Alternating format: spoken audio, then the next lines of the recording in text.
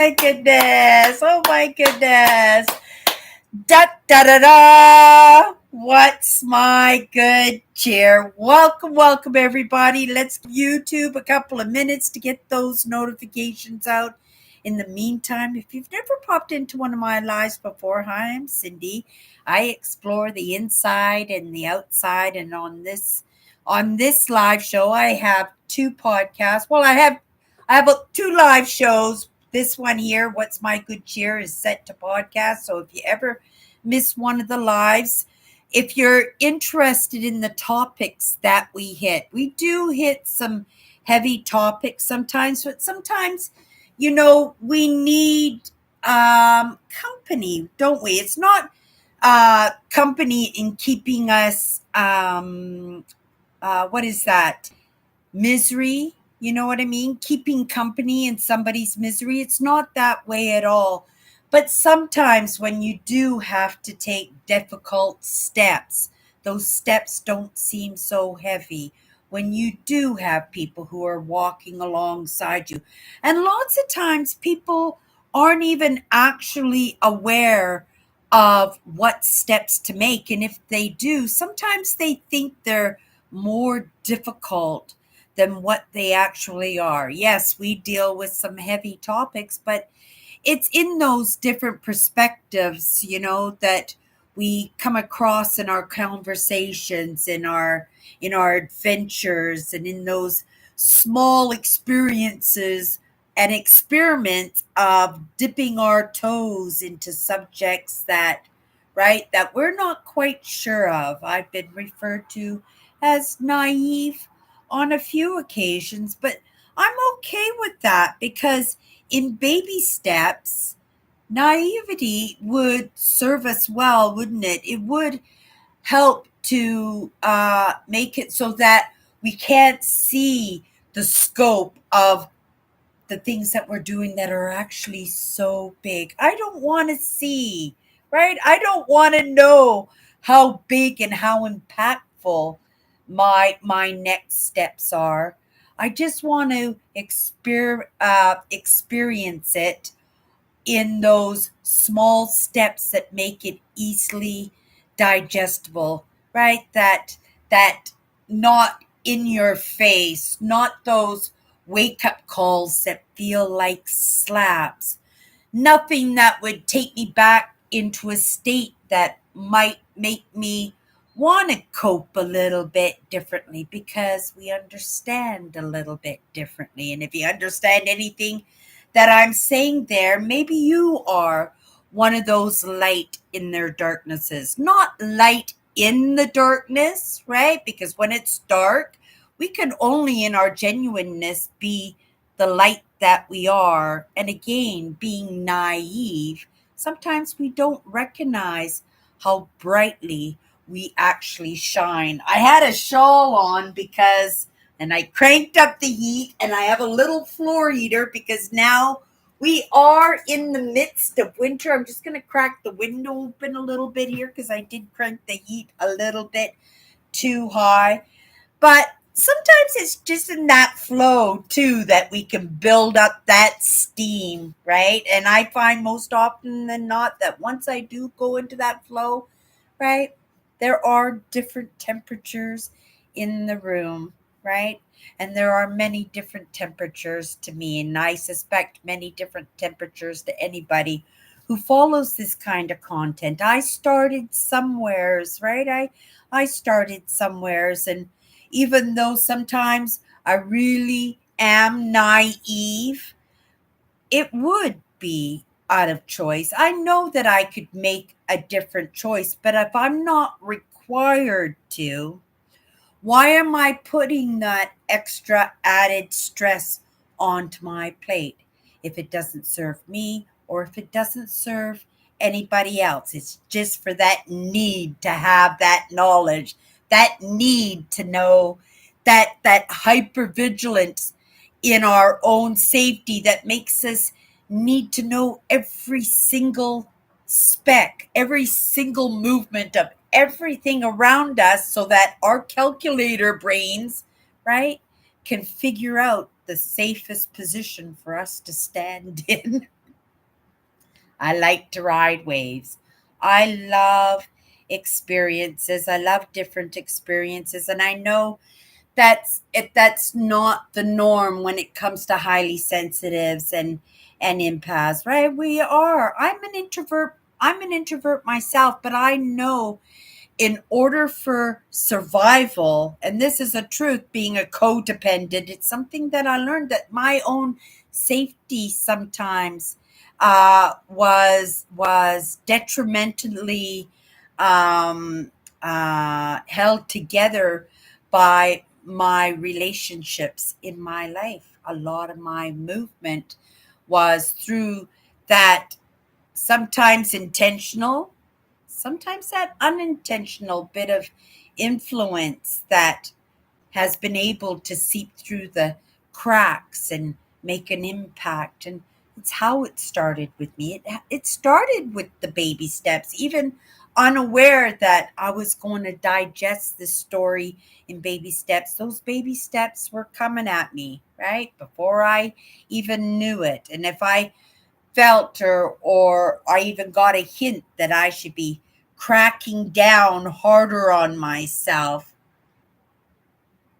I'm going to say I'm not quite sure if I would do it, right? Because in those lessons, in those small spoonfuls that I have been able to digest, I've come to realize that I haven't been always my best advocate, right? I would like to think that, I was my biggest cheerleader. I was my best friend. And I would have to say, I am grateful for that friendship that I had, right?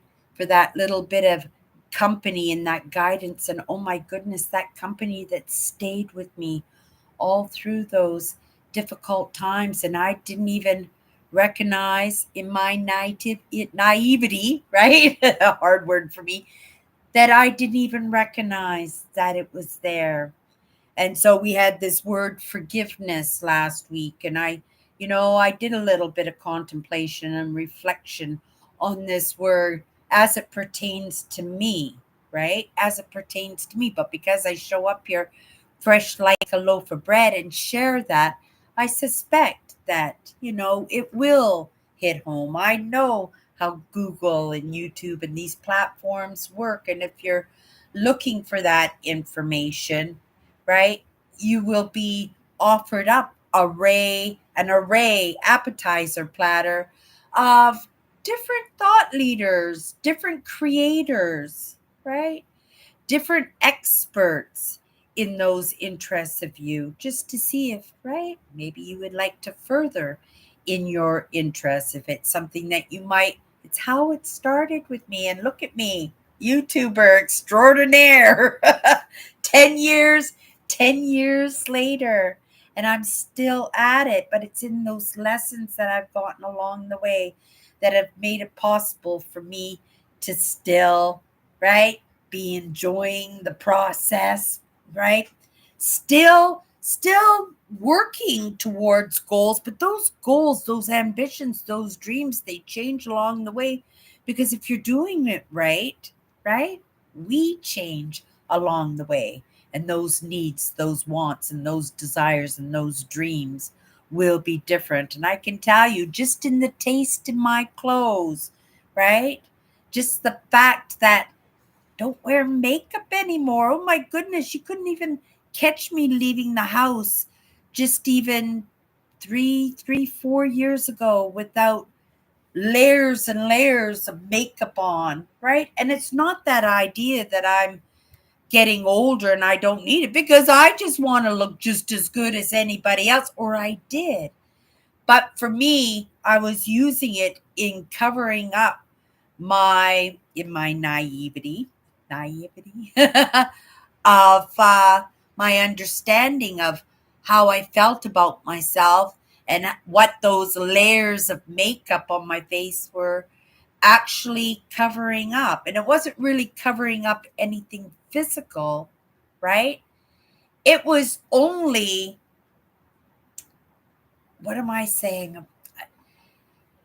a mirror. That's what it was. It was a mirror of how I was feeling on the inside, that I felt that I needed to cover up my face, right? That I wasn't pretty enough or presentable enough, right? That I felt that I had to dress a certain way. I had to do my hair, right? I had to wear the jewelry. Like, you would never have caught me going live, right? With my broken glasses, and grateful. The glasses are ordered. I am excited.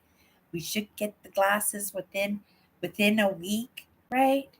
In the little job that puts the roof over my head, I applied myself to take care of myself and treat myself like it mattered, right? But it was still, I still had to strive for it, right? Because it's not like that. Well, like my mom said, money does not grow on trees. So when you really want something, right, you have to move yourself along. And it doesn't mean, like, I had no idea how I was going to manage to get it done. I thought it was impossible. I thought I made barely enough to put a roof over my head and put a few groceries in the cupboard and get myself to work. That's what I thought I was capable of. But in the lessons, right, we learned that if you just move towards what you need, right, you just start putting in that work, putting in that action, right, making that movement, that something or someone will come up behind you and just, right, it's kind of that idea of, right, God helps those who help themselves. And like I said yesterday, I'm not a religious person, but I do appreciate um these these inspirations that help us to keep going, right? And they're actually lessons in not giving up, right? They're lessons in the evidence, right? That for some of us who do show up, and I'd like to think that I could include myself in that equation, right? Being fresh like a loaf of bread. But it's not just about coming here fresh like a loaf of bread, right? I'm not coming in and just spewing stuff. I'm spewing perspectives that I'm relating to.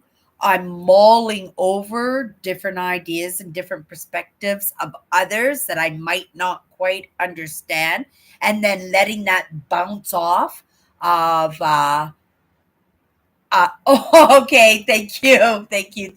I had a little problem with my internet before I came live. Winter set in, and so with the moisture in the air, sometimes the internet cracks in and cracks out. And so I had a little bit of an episode just before I live, and YouTube was just letting me know that the live chat was back, right? But it is what it is. We adapt and conquer, and we ride those waves, and it's not always successful, but when it is successful, right?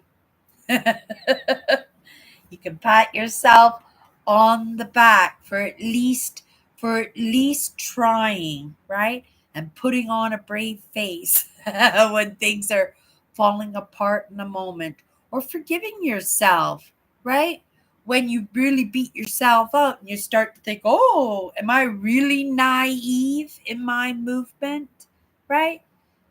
But in the end, would it matter if I was naive or not? Because this is the story that I'm playing out. And if I am naive, wow, what a great example. What a little bit of evidence for somebody else who might also think that they're naive, that they don't quite get it, right? I didn't get this far without putting in putting in the work, right? And actually receiving a little bit of information that helped me get to this point. So I can't be that naive in my understandings. And in the end, like I said, what does it matter? They're my they're my understandings, and I am grateful for anybody who gets it, but I can't take on somebody else's understanding unless I'm feeling it, right? Like I know it's true, and I know those feelings because I've had those experiences, right? And yeah, so that's all I'm going to say about that. I don't know why that flowed out, but it flowed out. We are picking a new word today, you guys. It's Monday. Last week we had that word forgiveness. Again, it was a doozy for Cindy, right? But it wasn't difficult. I am no worse for wear. And actually, I am so much better because I think, right, that I have a better understanding now of how much I truly matter and also the impact of my emotions on those other parts of me so that it would help me to, right, understand when I do get myself in those scary moments, not to get my, or those hairy scary moments, not to get my emotions all tied up and wrapped up in a knot, right? Because I know that that agitation, even though it doesn't, right, it's something Cindy can handle. It's a moment that I'm having, but that moment could be totally excruciating in its impact, right? And not just to me, but to the audience, to the people who support me, the people who pop in and right and make their little bit of movement sometimes, right? Not always, because each one of us gets to resonate with what we want to resonate with, not just what we want, what we do. It doesn't matter what you want to resonate. You could want to resonate with absolutely anything, but if you don't resonate, you don't resonate. And that's the thing. Lots of people, right? Or in order to belong, they will pretend to resonate, right? They'll dress the part, they'll act the part, they'll speak the part, but they won't feel the part. It's the one thing I did appreciate about some of those narcissistic relationships that I had, because they can't help but be genuine, right? Narcissists just have something to say all the time, and you can't hide the person that you are if you are that way, because you're always trying to express yourself, you're always trying to be seen, you're always trying to be heard, you're always trying to impact in some way, right? And if you're a feeler, if you're highly sensitive or empathic, you will sense the BS, right? When it's fed to you, right? If you're conscious to some of any of these ideas, right? You're unconscious. I tell you, I was there. Never woke up to any of these ideas until well into my 50s. I'm treading water now, right? I'm making some movement. So when I said, when I come into my lives, I'm just not spewing my thing, right? But I'm actually in the midst of the lessons. I'm listening to different conversations, taking in different perspectives, and I love different perspectives because it takes all kinds to make the world. And if I didn't associate with somebody, if I didn't listen in on a conversation to somebody who had the right perspective, but said, I'm not going to listen to him, right? Right? I'm not going to listen to him. He's got a different perspective. I might miss the greatest lesson that might impact me and put me in a trajectory that is better suited for myself. So, in baby steps and being open to different perspectives, right? And myself being able to choose, right? Because like I said, this is my story, right? You get to choose the ideas, right? You get to choose the truths for yourself. You get to choose the paths, right? And even though sometimes that path is directed, right, you still get to make those choices, and right, and if you're going on the wrong direction and you're determined to go that way, and those obstacles and failures and stuff happen, well, right, we made those choices. And if it's a really bad choice and you need to be somewhere else, right, you'll get that crank if you're going in the wrong direction, right?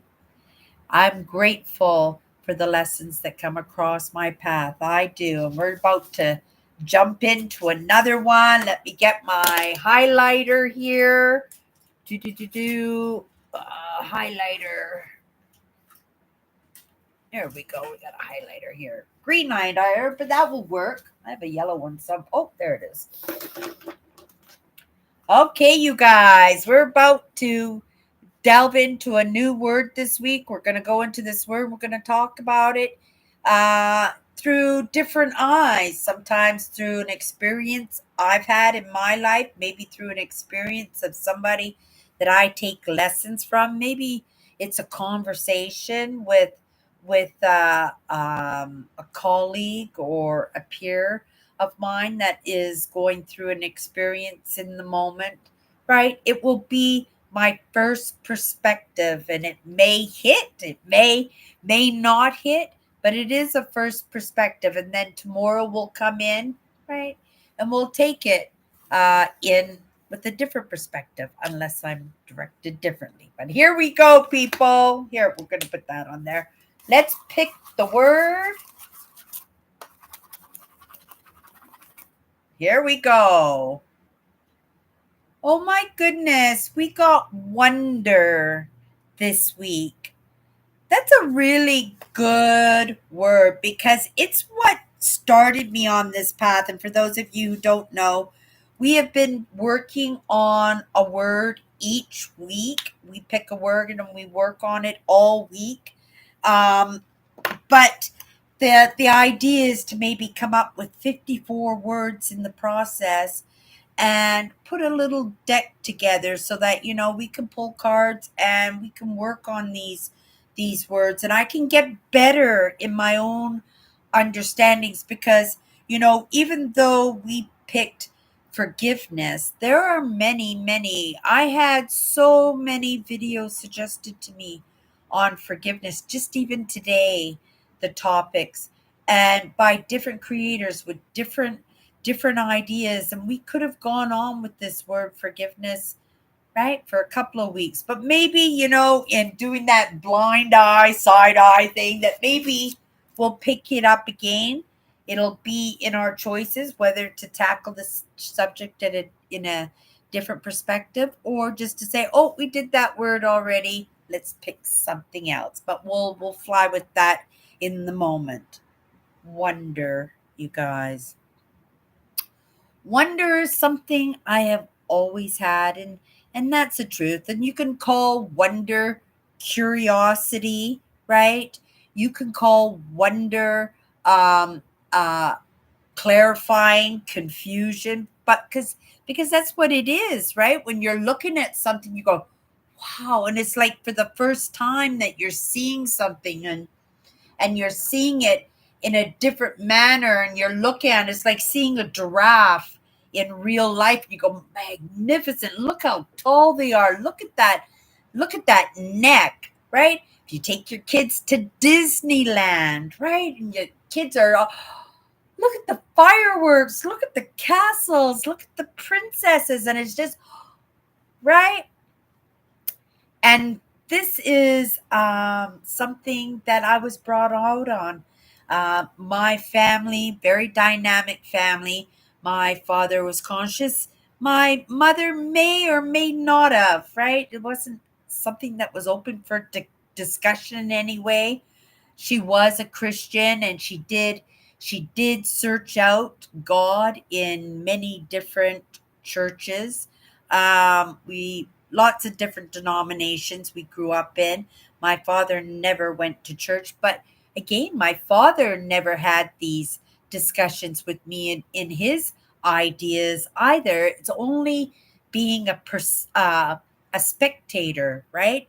And only in being a student and being his daughter and living by his rules because he was the king of his castle, that again, it's in our programming that we pick up these lessons. And again, I'm going to have to say, right, maybe I wouldn't be here right now if it wasn't for those lessons that you know kept me going lots of times, right? Again, I'm from a dynamic family, and as much as I got lessons from my father, I got lessons from my mother too. And some of these lessons were not so painful, some of them were painful, but some of them were fantastic. My father's lessons in enjoying life, living life to the fullest, were incredible, right? Because it helped me to suck up the life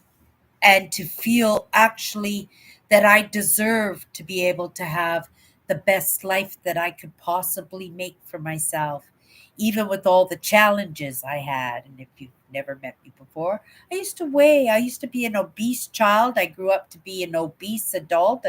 My maximum weight was 311 pounds. I was an extroverted introvert only out of the necessity of survival because again my dynamic family, right? And because of the um, um, curious problems that each one of us kids had, we came out of those experiences differently with different problems and different gifts and different interests. For myself, I do believe in the family. I'm the only one who picked up the love for Mother Nature. For sure, I was. But that was a gift from my father because I love spending time with my father, right? It wasn't necessarily walking in the woods, right? I was an obese kid. Take 20 steps and I'm huffing and puffing and ready to sit down, right? But I was in it for that company with my father because I looked at my father with wonder. He was a god to me. He was he was truly my savior in keeping me safe because I knew there wouldn't be blowback or agitation or attack if I was close to him. And yes, codependency, guilty, very guilty, right? But those are the lessons, and that's, we work towards overcoming these these obstacles and these little hiccups, these little handicaps, because they are handicaps that can hold us back from our movement 100%. So I'm grateful that I was invited to this party, but I am grateful that I was paying attention, and I am grateful for that bit of trauma bonding that I did. I did probably quite a bit of trauma bonding in my time, not just with my father. I did it with my sister Tracy when my marriage fell apart. Um, I did it with my husband. I trauma bonded with a video lottery terminal just so I didn't have to even look at my problems. I could just build that relationship with that machine, that cold machine that didn't even have a thought built into it except to take my money, right? And it contributed to my marriage falling apart, right? But it also contributing to me sitting here right now and having these types of conversations because, it is in the evidence that the lessons work. That if you just move towards it, that you don't have to have tons of money, right? You don't have to have tons of tools. You don't have to have tons of friends and tons of teachers that, right? We live in this digital age that we can pick up those lessons for ourselves along the way, right? And we can make those decisions whether we need more lessons or if we need therapy or if we need mentors or if we need, right, those close bond relationships. But if we're just taking in the lessons, we have better opportunity in being successful because we need to be social creatures. I do believe in this moment that we are, right, having an experience with evolution, that that we are not going to be homo sapiens anymore, just like we're not neanderthals anymore, but maybe we'll be, right, maybe we'll be 96% of some other magnificent creation and have 2% Neanderthal in us and maybe a little bit of 2% of Homo sapiens in us, right? I'm not sure, but these are thoughts that we can mull over. These are things that if we're not having these conversation, it wouldn't have even been a thought. It might not hit the right person who was meant to sit in on this conversation, and sitting in on this conversation possibly 10 years from now, maybe 100 years, maybe 1,000 years from now, because maybe in this moment it doesn't make sense, but it makes perfect sense at a later date when mankind has, right, finally got that lesson. And I think people who do have that trait and curiosity, but also have that sensitivity to be able to, right, feel the situations out, feel the people out, feel the problems out, right? And be able to absorb a little bit of that.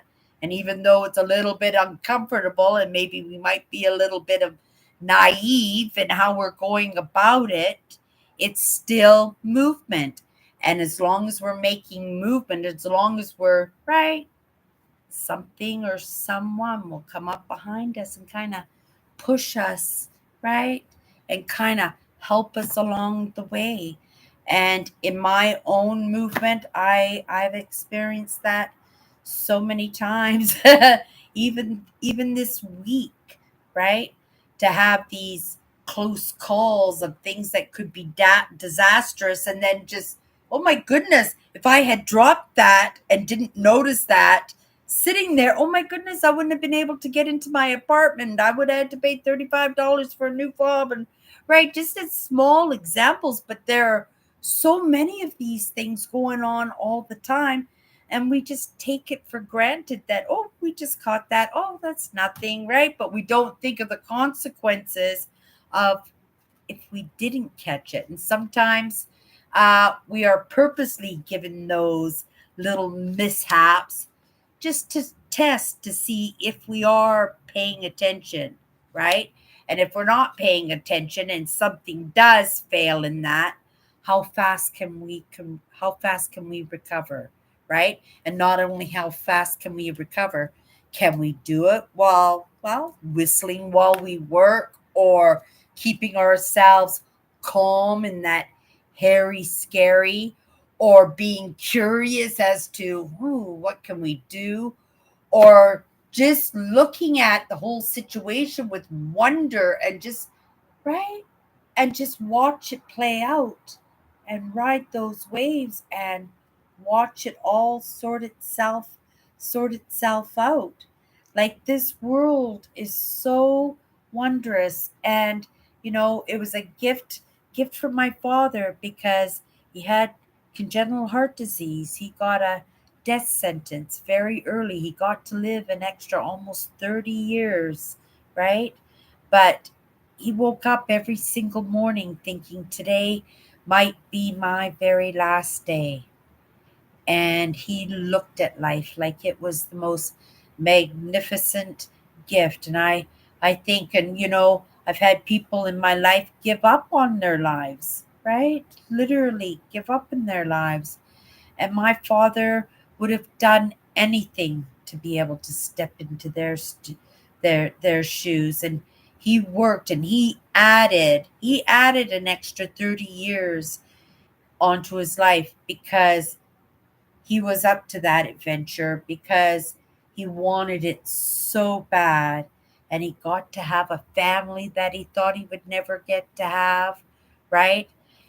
I came into existence, right? And in my wonder, I looked at him like he was a god, because he taught me some of those lessons. And it wasn't like he drilled it into my head. It wasn't like we did have deep conversations, but right, not on these conscious ideas here. I wasn't even close to that.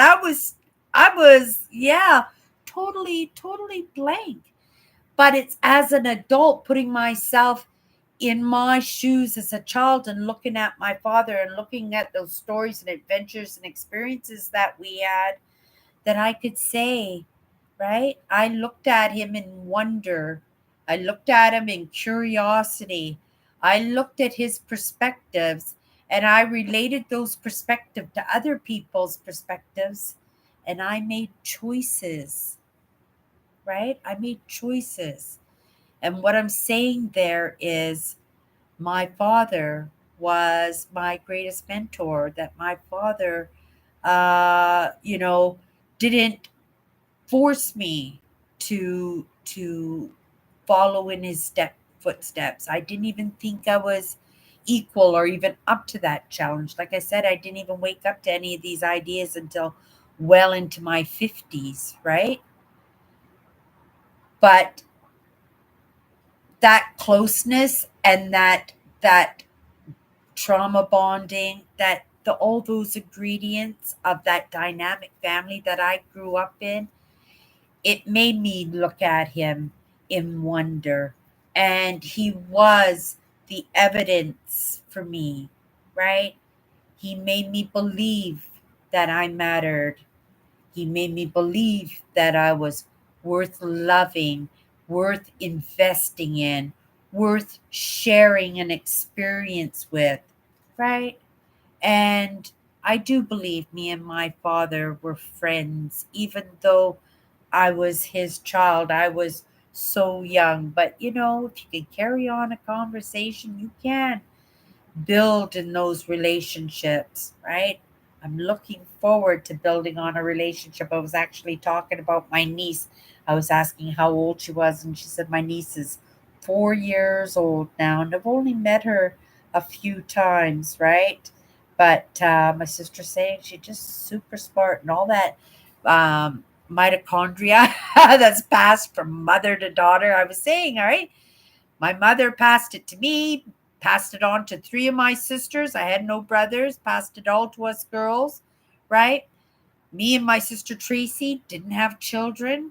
Um, my sister Carolyn had a daughter, but she's still very young. I don't know whether or not she's going to go down that route. But my other sister Alice also had a daughter, right? All that mitochondria that's passed from mother to daughter, and passed it on to her daughter Grace, who's had a daughter herself. So that's flowing now, you guys. That's our bloodline, right? And I do believe that maybe, right, we've healed this bloodline, but I may end up, right? I do believe that we do come back. Cindy's not coming back, but parts of us do come back, and it's part of why I show up every day. It's why I siphon through all these lessons and, right, try to make some movement, because I really do believe, right, each one of us who wake up to these ideas has an opportunity to get a little work done. I've been taught that way, right?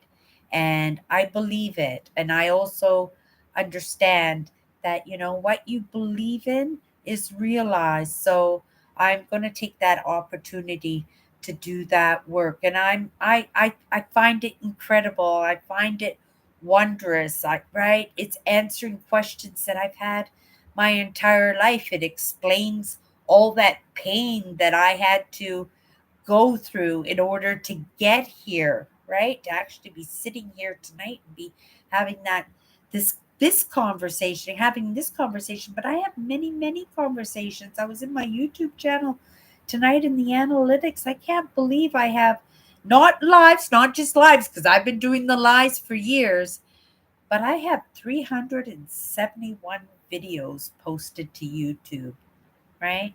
Since I started here in 2014. It's pretty incredible that we're going. I think it's this September coming up will be my 10-year anniversary. We're in 9 years on YouTube, right? And it's not a matter of being, I talk topics. They're not like super popular topics, okay?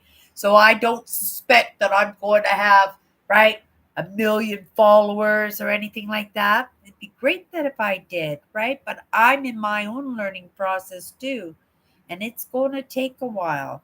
I'm grateful for the company along the way, right? It's wonderful when lots of us can kind of walk together, right? Walk together for a little while, and then just slowly, right? When we feel that we can let go, because sometimes, like I said, even in those groups and walking together, there's lots of trauma bonding too, right?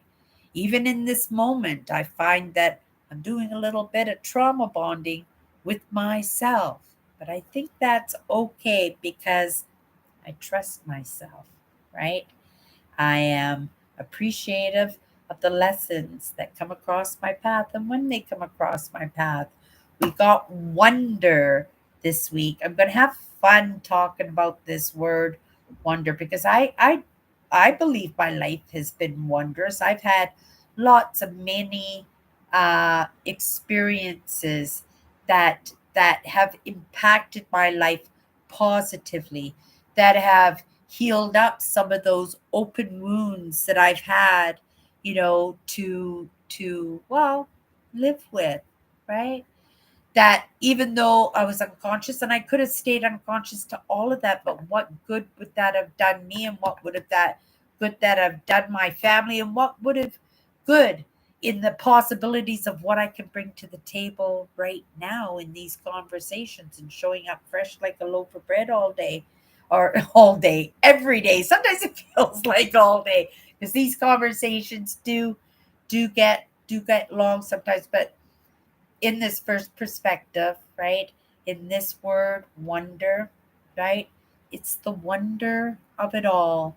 It's right. It is being naive and slowly having your eyes opened to the different possibilities. Have your eyes opened up to your own capabilities, right? To my own capabilities. I can't believe that, right? That I made it as far as I did because in 2017, right? My brand, it was struggling hard. I was desperate to save my brand and I searched out the help, and right? I got that help. I'm still kicking, right?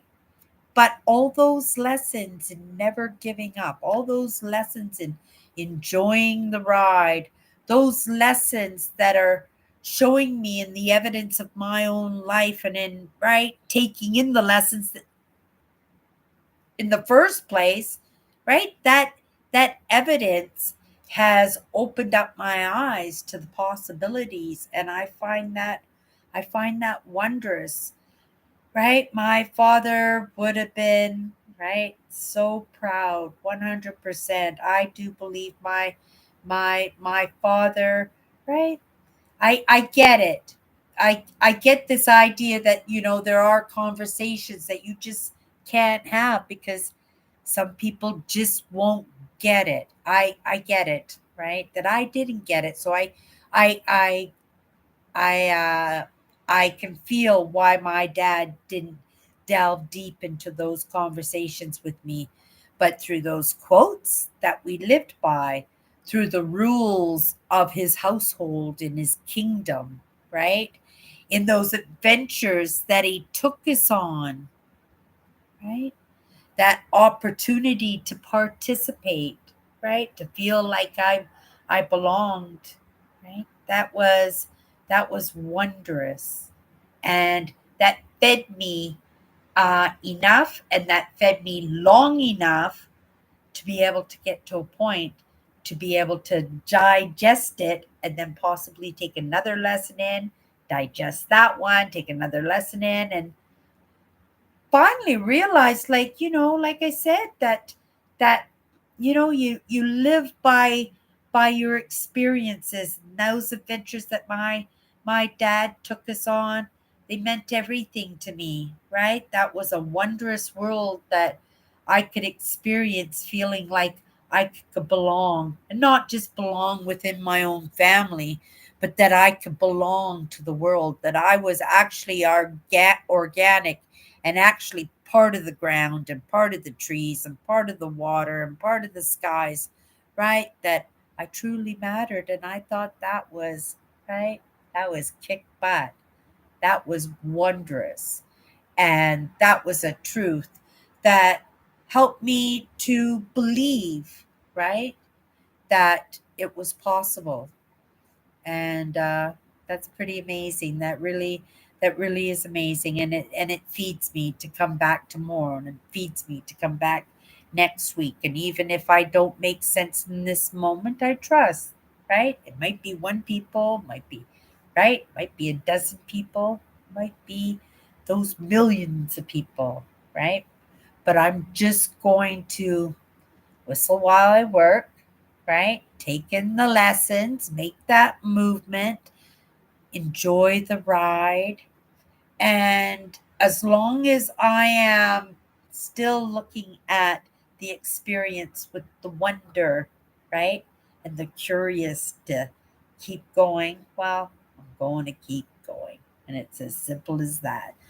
You guys, this week we have the word wonder, and it is word number 17 of 54 words going on here. So we still have 40 weeks to go. So less than a year, but I'm sure some of these words we're going to delve in um, again. I suspect that in repeat and in refreshing that we will, and as we cross out these words, as we get into them, right, more often we will get those words secondary, right? Maybe even a third time, but it will be up to us in the moment whether or not we want to tackle the word again or just go and pick something else.